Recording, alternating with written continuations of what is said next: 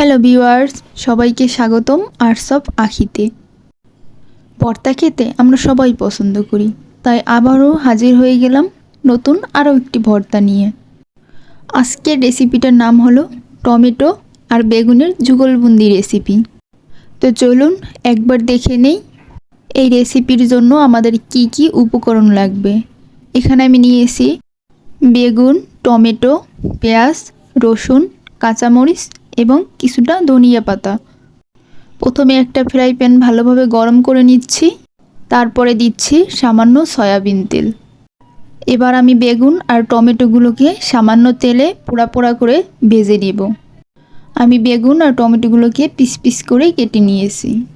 এখন ঢেকে উল্টে পাল্টে করে পোড়ে নেব। ঠিক মিনিট 5 পরে চুলার আঁচ মিডিয়াম রেখে বেগুনগুলোকে আমি সেদ্ধ করে নিয়েছি। আর উপরে দেখুন কি সুন্দর একটা পোড়া পোড়া ভাব এসেছে। এ পর্যায়ে এখন আমি বেগুনগুলোকে নামিয়ে নেব। এবার সেই একই ফ্রাই প্যানে সামান্য একটু তেল দিয়ে নিয়েছি, একটু গরম করে নেব। এখন কাঁচা মরিচের মাথাগুলো এইভাবে কেটে নিয়েছি, তা না হলে কিন্তু ভাজার সময় ফুটে উঠতে পারে। আর নিয়েছি কয়েক কোয়া রসুন। এবার অল্প আছে এগুলিকে আমি ভেজে নেব।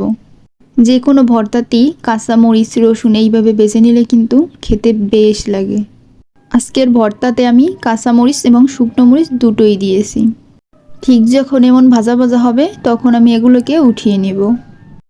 এবার একই ফ্রাই প্যানে কয়েকটা শুকনো মরিচ দিয়ে দিচ্ছি।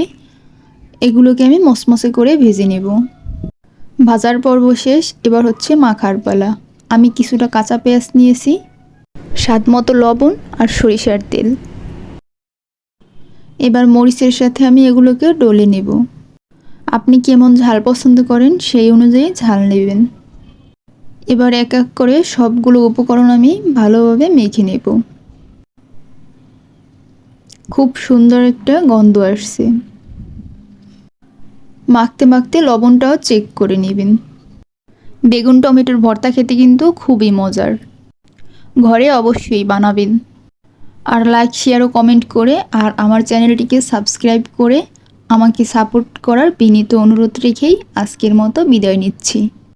আবারও দেখা হবে নতুন কোনো রেসিপি নিয়ে। ততক্ষণ সবাই ভালো থাকবেন। বাই।